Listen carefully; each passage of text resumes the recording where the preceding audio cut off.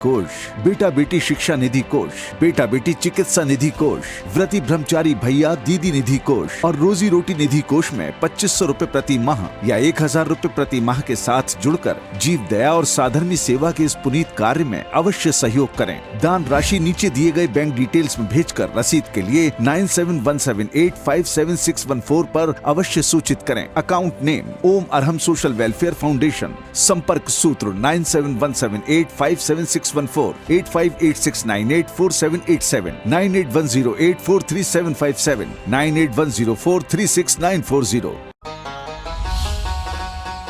इस कार्यक्रम के पुण्यार्जक हैं प्रणम्य वाणी देवदूत। प्रणम्य गुरु की वाणी पहुँचे घर घर, सम्यक ज्ञान प्रभावना होवे घर घर। सभी प्रणम्य वाणी देवदूत के पुण्य की बहुत बहुत अनुमोदना। अधिक जानकारी के लिए संपर्क करें।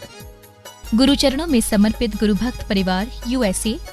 श्री रवि जैन, श्रीमती सुषमा जैन, पुत्र एवं पुत्रवधू श्री निखिल जैन, श्रीमती रितिका जैन, पुत्री एवं दामाद श्रीमती प्राची जैन, श्री शशांक जी, श्रीमती दिशा जैन, श्री अतिशय जैन, पौत्र एवं पौत्री निर्वाण जैन, तारिणी जैन, रियाला जैन एवं मिया जैन, गाजियाबाद दिल्ली।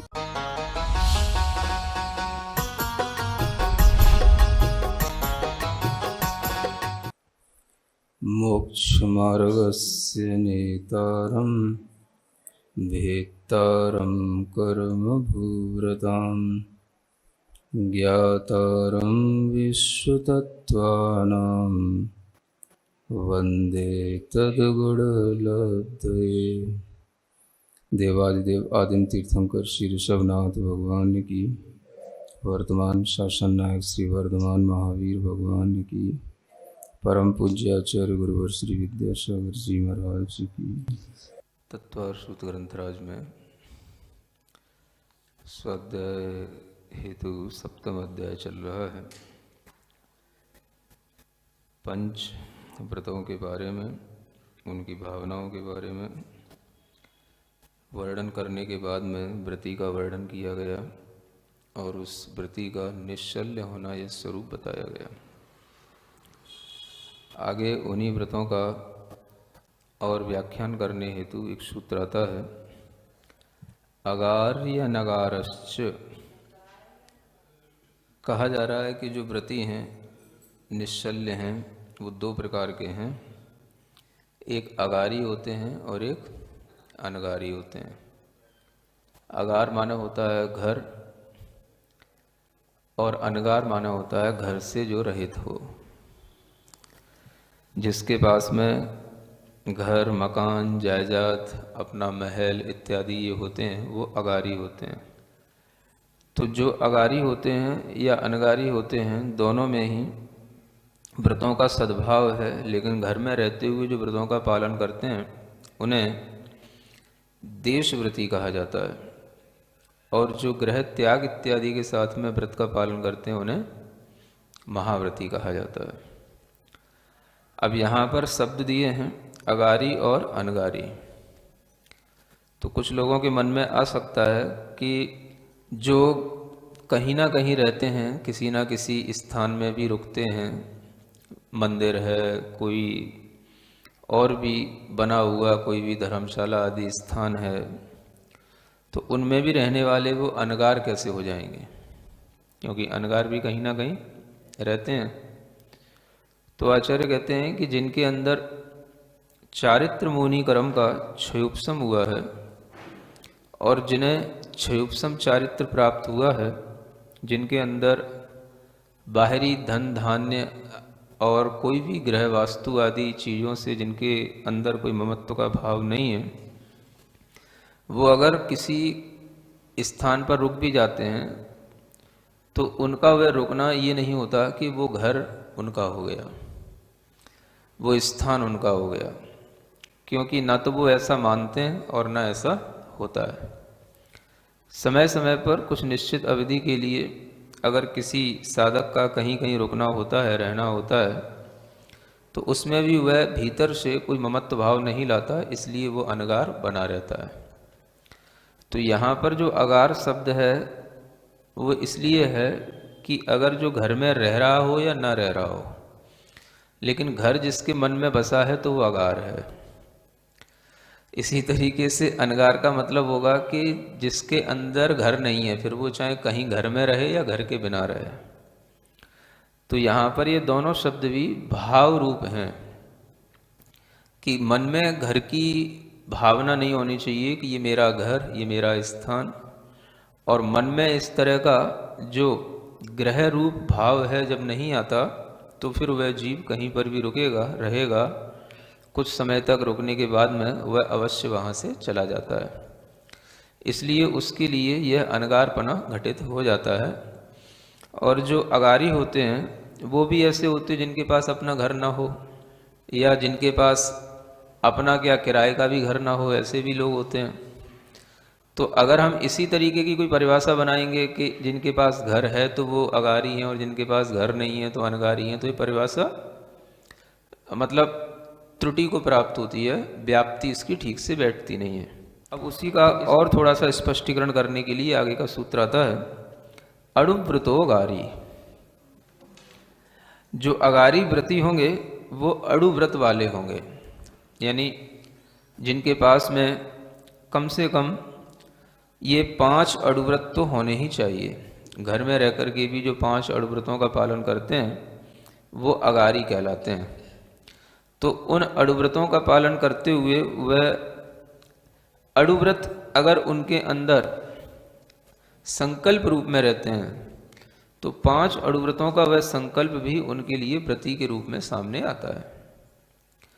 यानी घर में रहकर के व्रतों का पालन करने वाले जो जीव होंगे उनमें 5 अड़ुव्रतों का जो संकल्प होगा वो नियम से, अतिचार से रहित होकर के संकल्प पालन करने के भाव में होगा। आचार्यों ने गृहस्थ श्रावक के लिए भी, जो अगारी हैं उनके लिए भी 3 प्रकार के भेद बताए हैं कि श्रावक 3 प्रकार के होते हैं। एक वो होते हैं जो पाक्षिक श्रावक कहलाते हैं। पाक्षिक श्रावक का मतलब होता है कि जो जिनेंद्र भगवान का पक्ष जिनके अंदर दृढ़ता से बना रहता है। सत्य क्या है, देवता कौन से सत्य हैं, भगवान की वाणी सत्य है, ये सब जो उनके अंदर दृढ़ता के साथ चलता है, विश्वास के साथ चलता है, और वह उनके लिए जो देव शास्त्र गुरु की प्रतीति यथार्थ में आती है, उसी के कारण से उनके अंदर सप्त तत्व का श्रद्धान भी बनता है, और उस श्रद्धान के साथ में वह अपना सम्यक दर्शन बना करके रखते हैं, लेकिन कोई व्रत नहीं लेते हैं, तो उनको कहते हैं पाक्षिक श्रावक। अड़ुव्रत नहीं लेते हैं लेकिन फिर भी छोटे छोटे नियमों का पालन अनेक प्रकार के करते रहते हैं, और उन नियमों के साथ में वह किसी भी तरह का जो पालन करते हैं तो उसमें वह दोष भी लगा सकते हैं और लग जाता है।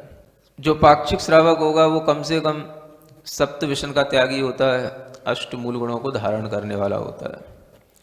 तो उन 8 मूल गुणों के पालन में भी उसके कभी दोष लग सकता है, दोष लगा लेता है, उसका भी सातिचार पालन करता है।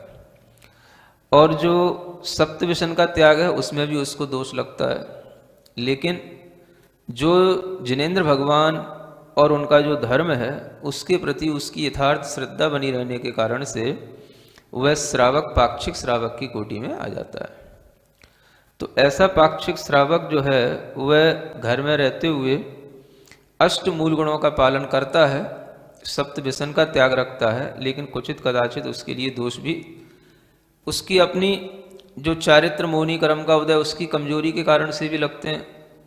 और जो कुछ भी उसके लिए कभी ऐसा वातावरण मिल जाए, क्षेत्र, स्थान, जिसके कारण से उसके मन में विचलित बना आता है, तो वह उस गृहस्थ श्रावक के लिए चलता है, क्योंकि उसके लिए अभी संकल्प पूर्वक कोई व्रत नहीं लिया गया है। इसलिए उसको पाक्षिक श्रावक कहा गया है। यानी पाक्षिक श्रावक एक तरह से अविरत सम्यक दृष्टि है, लेकिन उसके पास में कोई भी व्रत नहीं है। तो उन व्रतों में जो वह 8 मूल गुण आदि का भी पालन करता तो है, लेकिन निर्दोष रूप से नहीं कर पाता, उसमें भी दोष लग जाते हैं।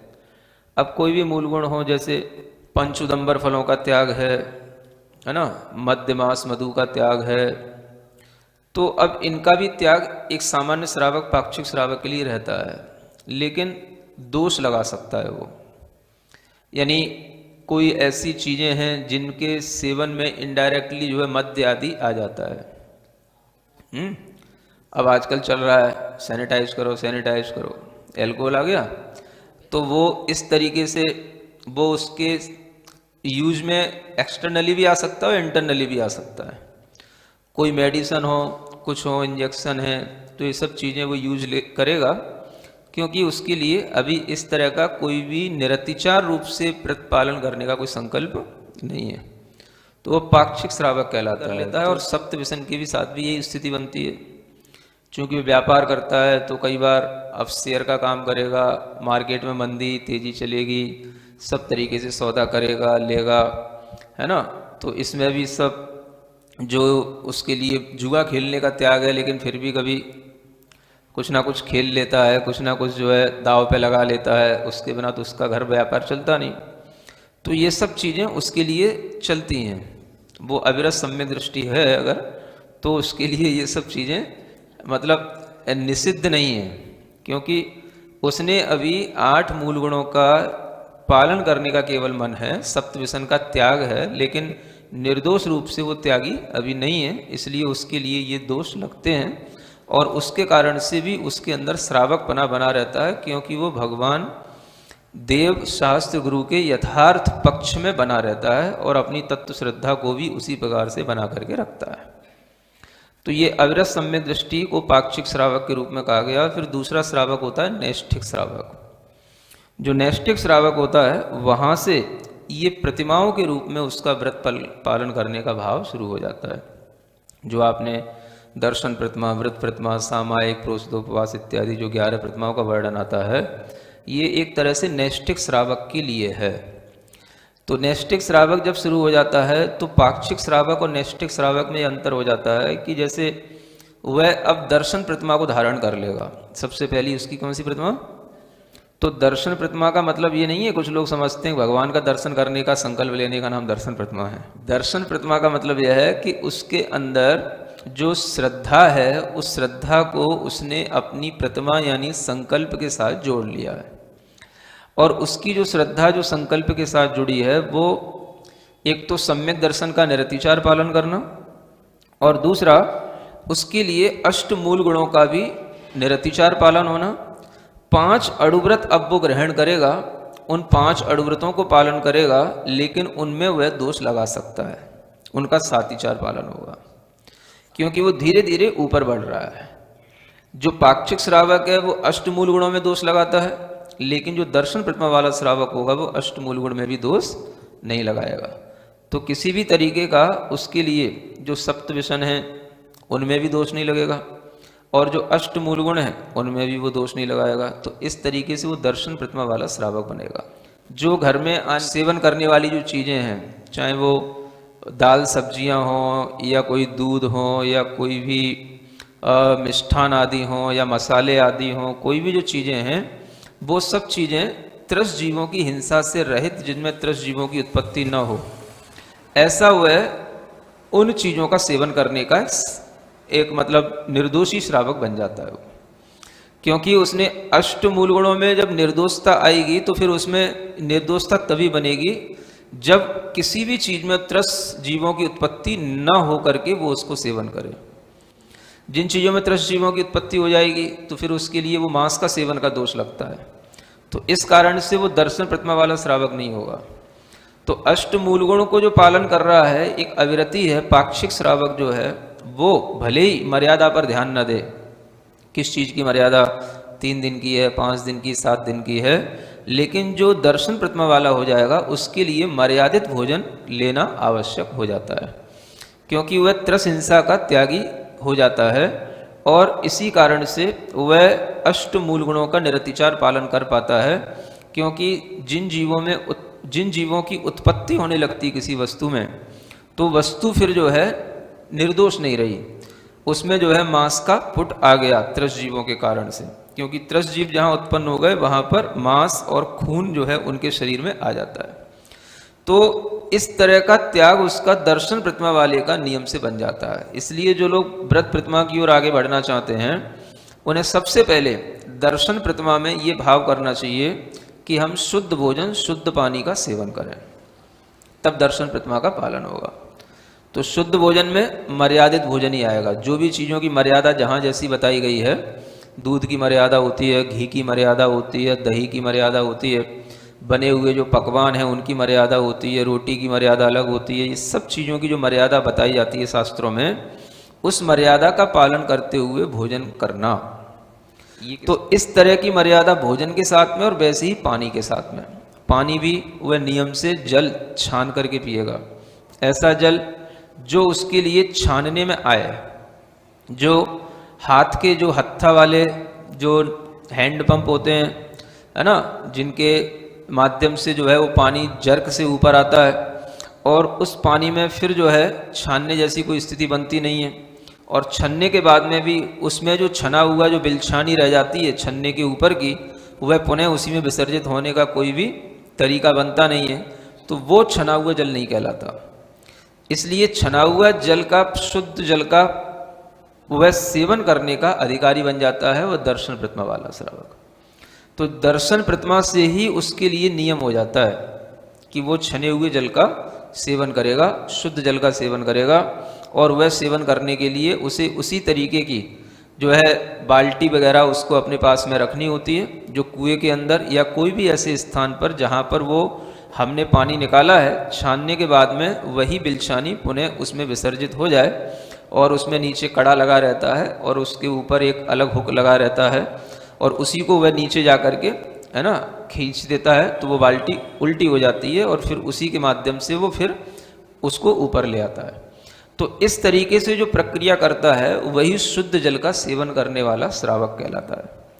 और इस तरह की प्रक्रिया उन्हीं स्रोतों में हो सकती है जहाँ पर कि बाल्टी पहुँचती हो, है ना, कुआं या कोई भी तरीके का बोरिंग वाला स्थान जिसमें कि बाल्टी पहुँचे और फिर जो है वो बाल्टी वापस आए और बाल्टी वहाँ पर उल्टी हो सके, इतनी वहाँ पर जगह हो, तो वो चीज़ पलती है। तो वो कुएं के पानी में पलेगी, कोई नदी आदि का पानी होगा तो उसमें चलेगी, पलेगा वो नियम। खुले स्रोतों से जो पानी मिलेगा उसमें ये सब प्रक्रिया हो सकेगी। लेकिन जो बोरिंग करने के बाद में जिनको ढक दिया जाता है और हैंडपम्प वगैरह से पानी निकालते हैं, उनमें ये सब प्रक्रिया नहीं हो पाती। अब जब वो व्रती प्रतिमा वाला श्रावक बनेगा तो उसके व्रत और ज़्यादा बढ़ जाएंगे। वो अब 12 व्रतों का पालन करेगा, और 12 व्रतों के पालन के साथ में सामायिक है, प्रतिक्रमण है, ये सब भी उसके करने का नियम रहेगा। लेकिन एक प्रतिमा वाला श्रावक, उसके लिए अभी और ये सब नियम नहीं है, केवल बस शुद्ध भोजन, शुद्ध पानी।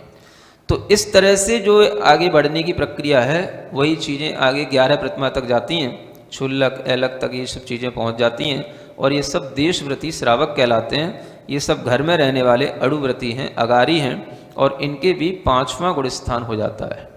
ये नैष्ठिक श्रावक जो होंगे इनका 5वां गुण स्थान कहा जाता है। और तीसरे होते हैं साधक श्रावक, जो कि अंत में सल्लेखना को धारण करते हैं और सल्लेखना पूर्वक अपना मरण करते हैं, उसकी साधना करते हैं, उनको साधक श्रावक बोलते हैं। ऐसे 3 प्रकार के श्रावकों का वर्णन शास्त्रों में मिलता है, उन्हीं को यहाँ पर अगारी के रूप में कहा गया है। इसी अगारी का और विस्तार से वर्णन करने हेतु ये आगे का सूत्र आता है, दिग्देशानर्थ दंड विरति सामायिक प्रोषधोपवासोपभोग परिभोग परिमाणातिथि संविभाग व्रत संपन्नश्च।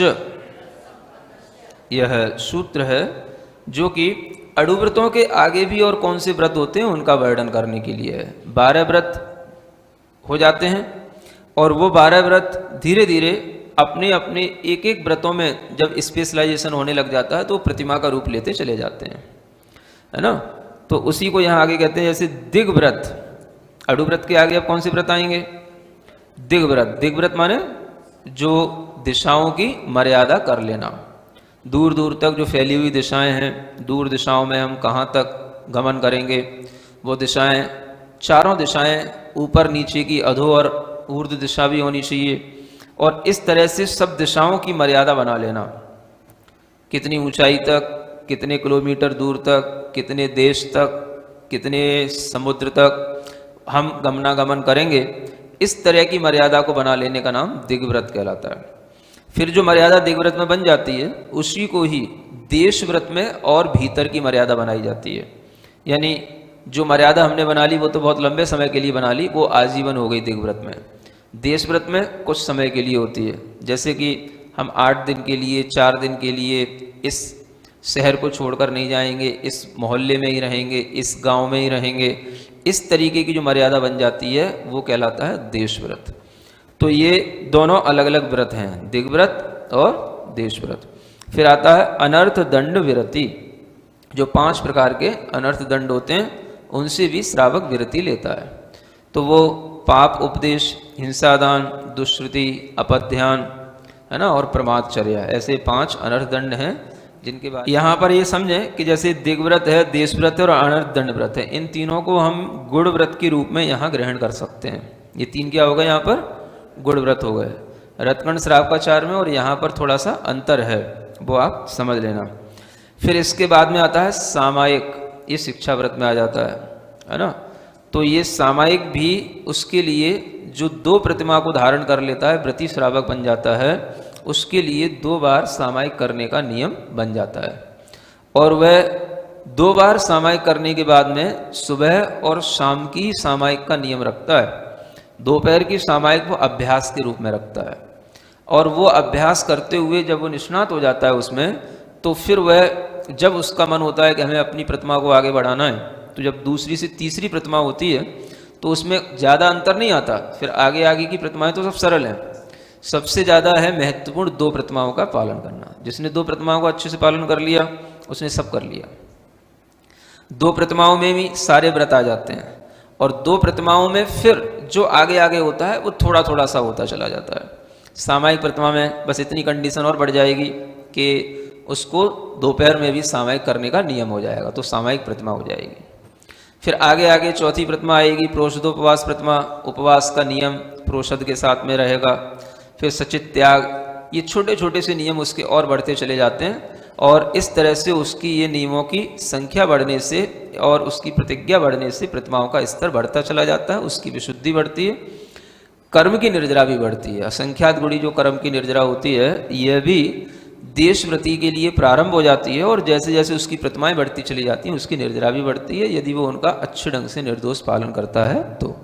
उपवास तो वो कहलाता है कि हमने जो 1 दिन के भोजन का त्याग कर दिया, ये तो हो गया उपवास।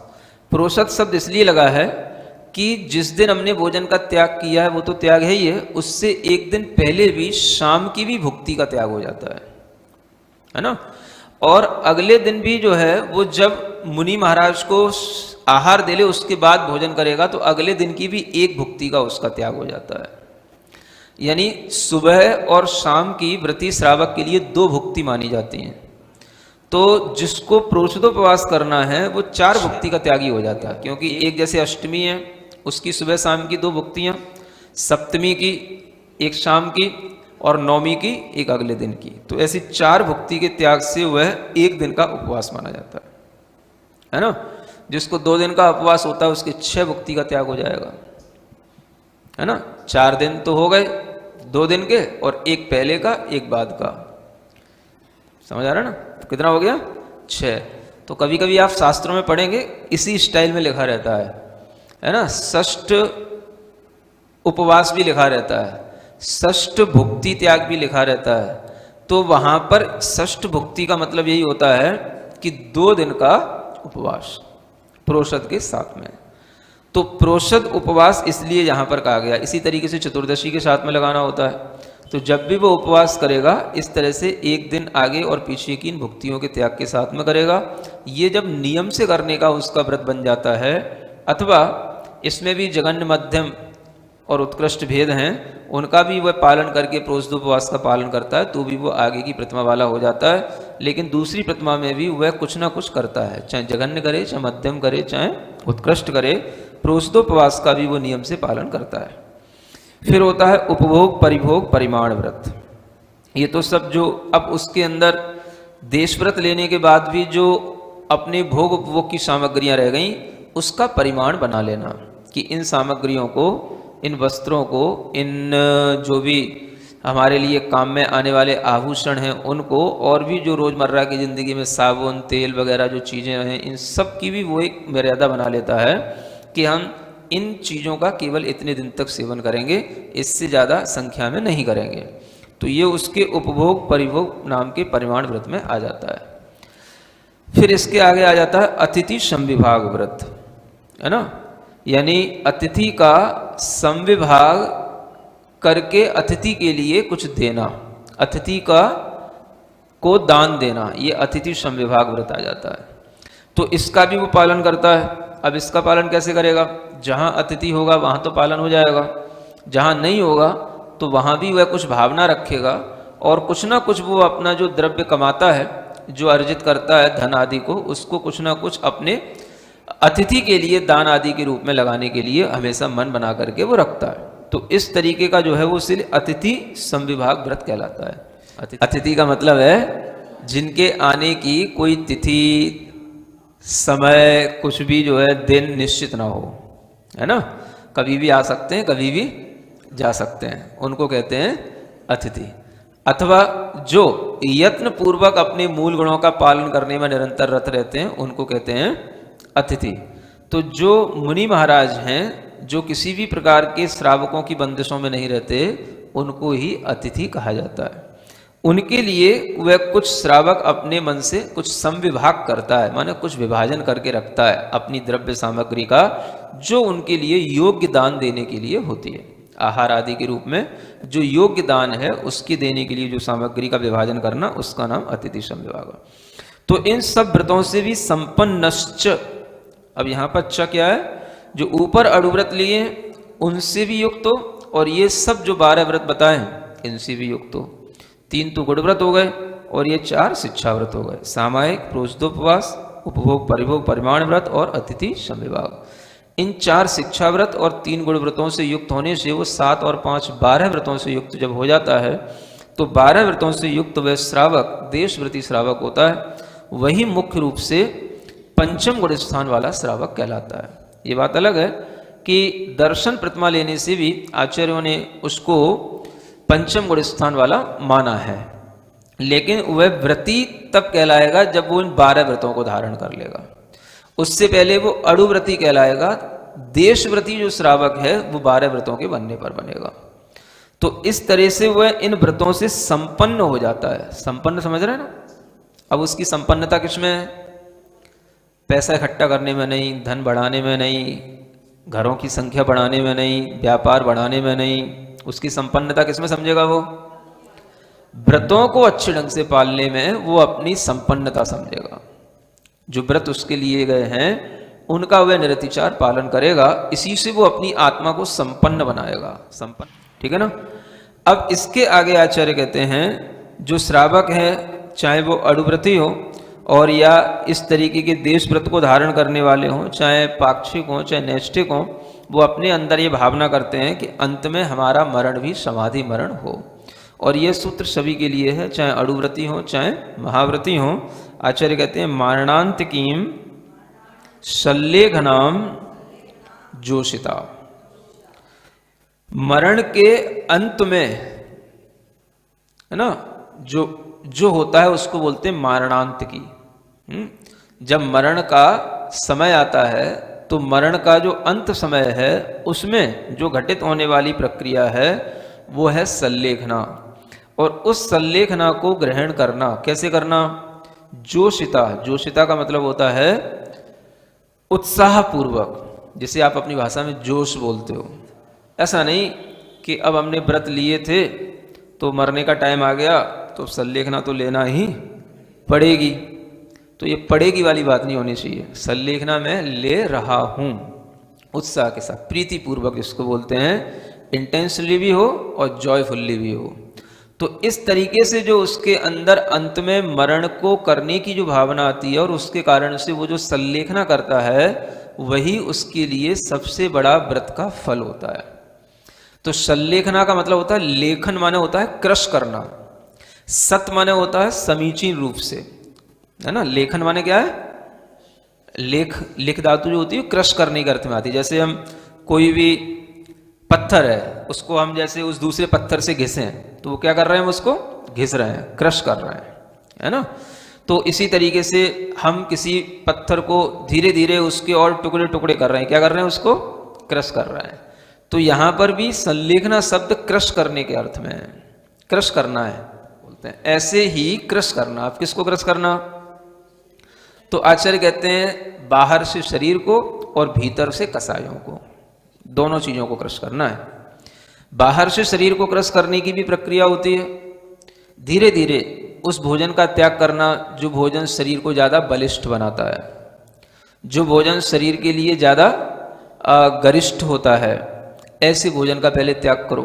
फिर उस भोजन का त्याग करते करते हल्का भोजन लेने लग जाओ। हल्का भोजन लेते लेते फिर और भी जो भी चीज़ें हैं जो शरीर में ज़्यादा बल देती हैं उस चीज़ का भी त्याग करो, दूध आदि। फिर उसके बाद में भोजन की जो मात्रा है उसको भी कम करो, और वह मात्रा कम करते करते वह कुछ भोजन की बस आधा फुल्का एक फुल्का तक आ जाए, है ना, उसको भी कम करो। फिर उससे भी छोड़ करके केवल, है ना, मतलब छाछ पर आ जाओ, और फिर छाछ को भी कम करते करते केवल पानी पर रह जाओ। और फिर जब लगे बिल्कुल अंत समय आ गया तो पानी का भी त्याग करके पूर्ण रूप से णमोकार मंत्र का ध्यान करते हुए बस शरीर को छोड़ दो। तो ये कहलाती है धीरे धीरे से क्रश की गई संलेखना की प्रक्रिया। और इसी के साथ में उसके भीतर कसाएं भी कम होती चली जाती हैं। तो कसाएं कैसे कम होंगी? अब उसको जो नहीं मिलता है तो उसमें वो उसको नहीं देखता जो नहीं मिलता है, वो ये देखता है कि जो नहीं मिल रहा है तो हमारे लिए अच्छा है। उसमें अपनी कसायों को इतनी मंद करता चला जाता है कि उसे किसी भी भोग की सामग्री, भोजन की सामग्री पर कोई भी उसकी आसक्ति भीतर से भी नहीं होती। समझ आ रहा है? और वह भीतर ही भीतर अपनी अंदर समता भाव की वृद्धि करता चला जाता है। क्षमा सबके प्रति धारण करता है, किसी से कोई राग नहीं, किसी से कोई द्वेष नहीं, सबसे क्षमा भाव। और अपनी कसाएं बिल्कुल उसके इतने नियंत्रण में रहती हैं कि कोई भी उसके लिए उतना भी दे तो भी और न दे तो भी उसको उससे प्रयोजन ही नहीं, क्योंकि उसे पता है अब ये सब छोड़ना ही है। अब वो वाली बात नहीं है कि हमने ये छोड़ दिया था तो अब हमें इतना तो मिल रहा है, और इतना मिल रहा है तो इतना क्यों नहीं मिल रहा है, इतना तो मिले जितना हमने लेने का संकल्प कर रखा है। तो ये वृत्ति उसकी तब छूट जाती है। नहीं समझ आ रहा है? कोई भी श्रावक होता है या कोई भी साधक भी होता है, साधु भी होता है, तो कोई चीज छोड़ता है तो अपने दिमाग में रखता है कि ये नहीं लूंगा तो ये लूंगा। अब उसको वो नहीं लेना, वो तो ठीक है, जो लेना है वो नहीं मिले तो उसकी मानसिकता क्या हो, ये समझने की बात है ना। तो वो वृत्ति फिर उसके अंदर बिल्कुल भी नहीं रहती, एक श्रावक के अंदर भी, क्योंकि उसे पता है कि मरना है 4 दिन बाद, 8 दिन बाद। और उसके लिए वह किसी भी तरीके की अपनी कसाय भाव उस भोजन के प्रति रखता ही नहीं। मैंने ऐसे ऐसे भी साधक देखे। एक संलेखना दादाजी की, मतलब एमपी में बेगमगंज में था मैं, तो वहाँ पर एक बाबा जी आए थे, उनकी संलेखना हुई। इतनी अच्छी संलेखना कि अगर उनसे कहते थे बाबा जी अब जो है आपको छाछ का त्याग करना है, समझ आ रहा है, तो वो इतना हर्षित होते थे। तो उनसे पूछते थे बाबा जी छाछ का त्याग कब तक के लिए करना है, 4 दिन के लिए, 2 दिन के लिए? तो वो कहते थे अब हमें 4 दिन और 2 दिन दिख रहे हैं क्या, अब तो हमें आजीवन ही करना है। तो उनसे अगर एक त्याग के लिए कहा जाता था तो वो एक और आगे का त्याग करने के लिए तैयार रहते थे। समझ आ रहा है? और इतनी अच्छी संलेखना हुई उनकी कि उन्होंने 7 उपवास कर लिए थे और कोई भी उनको वेदना नहीं, और उसके बाद में उनका बहुत अच्छे ढंग से समाधि मरण हुआ। तो इस तरीके की प्रक्रियाएं श्रावक भी अपनाता है। कई श्रावकों की भी बहुत अच्छी समाधियां होती हैं, देखी गई हैं। आचार्य महाराज भी नेमावर में अभी बहुत सारे श्रावकों की समाधियां कराए हैं जब वो वहां पर नेमावर में रुके थे। तो इस तरह से जो श्रावक करते हैं वो कहलाता है मारणांत की संलेखना। जोशिता माने कि खुद अपनी भावना रखो। अगर श्रावक की अपनी भावना नहीं है तो कोई जबरदस्ती नहीं करा सकता है। सबसे बड़ी साधक के लिए ये चीज है कि वो खुद अपनी भावना रखे। जिसके समक्ष वो अपनी समाधि करना चाहता है वो साधक ढूंढता है कि हमारे लिए कौन से गुरु योग्य हैं। उन गुरु के सानिध्य में जिन्हें वो अपने आप को परिपक्व समझता है और वह समझता है कि यहाँ पर हमारे लिए अच्छी हमें संबोधन मिलेगा, हमारे परिणाम अच्छे रहेंगे, अध्यात्म का वातावरण यहाँ पर अच्छा मिलेगा। तो ऐसे गुरु की खोज करके वो उनके संपर्क में आकर के उन्हीं के दिशा के निर्देश अनुसार वह समाधि की संलेखना अपनाता है। तो जो भी श्रावक समाधि करना चाहते हैं उन्हें खुद अपनी भावना पहले अभिव्यक्त करनी होती है गुरु के समक्ष, और वह भावना एक बार अभिव्यक्त होने के बाद में फिर वो अपने मन की कुछ नहीं करते हैं। फिर जैसा भी निर्देश जैसे आप डॉक्टर के पास जाते हैं तो डॉक्टर के पास अगर आप पेशेंट बन करके गए हैं तो फिर आप पेशेंट ही हैं। उस समय पर डॉक्टर आपको जिस तरीके से भी कहेगा आप उसमें नूनच नहीं करेंगे। उसी तरीके से जो संलेखना किसी गुरु को निमित्त लेकर के उनके सानिध्य में की जाती है उन्हीं को वस्तुतः निर्यापक कहा जाता है। क्या बोलते हैं उनको? हाँ, तो उन्हें निर्यापक के रूप में स्वीकार कर लिया जाता है। ये हमारा निर्वाह कराएंगे, इसके लिए निर्यापक होते हैं। तो इसलिए जो है वह श्रावक इस तरीके की खोज करता है, साधु भी इसी तरीके की खोज करते हैं कि हम कहाँ पर किसके सानिध्य में इस तरीके की संलेखना कर पाएं। तो यह संलेखना इसलिए प्रीतिपूर्वक होती है, अपने स्वयं के भाव से होती है। कोई दूसरा जिस गुरु ने आपको व्रत दिया है या प्रतिमाएं दी हैं या कोई भी तरीके के व्रत संकल्प दिए हैं, वो आपसे चला के नहीं कहेगा कि आप साधना मतलब आप समाधि करो। समाधि करने वाला खुद अपने मन में भाव बना करके उन गुरु के पास जाए तो वह कहलाती प्रीतिपूर्वक उसने समाधि को स्वीकार किया है। ये सबसे बड़ी चीज है। ये चीज ध्यान में रखते हुए ही जो व्यक्ति इन व्रतों का पालन करता है उसके लिए संसार में फिर कुछ बचता नहीं है। क्या बचेगा? जिसने अपने शरीर से मोह का त्याग कर दिया, अंत समय में जिसने भोजन पानी से त्याग कर दिया, राग अब कहाँ बचा, कसाय बची कहाँ, किसके लिए अब क्या उसके मन में संस्कार बचे? तो जिसके अंदर ये सब संस्कार छूट गए तो उसका अब आगे आचार्य कहते हैं जन्म मरण न तो 2-3 भव से ज़्यादा 7-8 भव और कम से कम 2-3 भव, बस इतने में उसका कल्याण हो जाता है। उस आत्मा को बिल्कुल कर्म से मुक्ति मिलकर के मोक्ष की प्राप्ति हो जाती है। इस तरह की प्रक्रिया अपनाने का नाम ही सम्यक दर्शन ज्ञान चारित्र के माध्यम से मोक्ष मार्ग पर चलना है। ठीक है ना? तो ये जो है व्रतों के बारे में सब कहा गया। आगे का प्रकरण अतिचारों के साथ शुरू होता है जिसको बाद में प्रारंभ किया जाएगा। धन्य है हम। सिरिजिण वाणी जग कल्याणी जग जन मदतम मोहरी जनमण हारी गढ़हर हारी जम जरा भव रोग हरि तिथ्य राणम दिव्य झुणिम जो पड़ई सुणई मय्ये धारई राणम सौख मणंतम धरिय सासद मोक्ष पदम पावई सासद मोक्ष पदम पावई।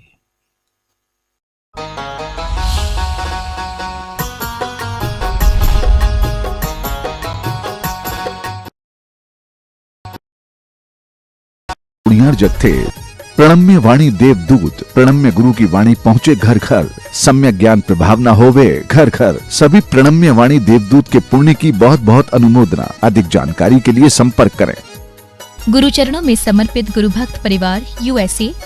श्री रवि जैन, श्रीमती सुषमा जैन, पुत्र एवं पुत्रवधू श्री निखिल जैन, श्रीमती रितिका जैन, पुत्री एवं दामाद श्रीमती प्राची जैन, श्री शशांक जी, श्रीमती दिशा जैन, श्री अतिशय जैन, पौत्र एवं पौत्री निर्माण जैन, तारिणी जैन, रियाला जैन एवं मिया जैन, गाजियाबाद दिल्ली। परम पूज्य संत श्रोमणी आचार्य श्री 108 विद्यासागर जी महाराज के परम प्रभावक शिष्य अरहम योग प्रणेता परम पूज्य मुनि श्री 108 प्रणम्य सागर जी महाराज एवं परम पूज्य मुनि श्री 108 चंद्र सागर जी महाराज के मंगल आशीष से अरहम जीव दया भारत संस्कारित और मजबूत जैन समाज के निर्माण हेतु आर्थिक रूप से असमर्थ एवं कठिन परिस्थितियों का सामना कर रहे परिवारों के लिए कर रहा है अद्वितीय सेवा कार्य। आप सभी साधर्मी बंधुओं से अनुरोध है कि आप भी गौ ग्रास औषधि निधि कोष, बेटा बेटी शिक्षा निधि कोष, बेटा बेटी चिकित्सा निधि कोष, व्रती ब्रह्मचारी भैया दीदी निधि कोष और रोजी रोटी निधि कोष में 2500 रूपए प्रति माह या 1000 रूपए प्रति माह के साथ जुड़कर जीव दया और साधर्मी सेवा के इस पुनीत कार्य में अवश्य सहयोग करें। दान राशि नीचे दिए गए बैंक डिटेल्स में भेजकर रसीद के लिए 9717857614 पर अवश्य सूचित करें। अकाउंट नेम ओम अरहम सोशल वेलफेयर फाउंडेशन। संपर्क सूत्र 9717857614 8586984787 9810843757 9810436940।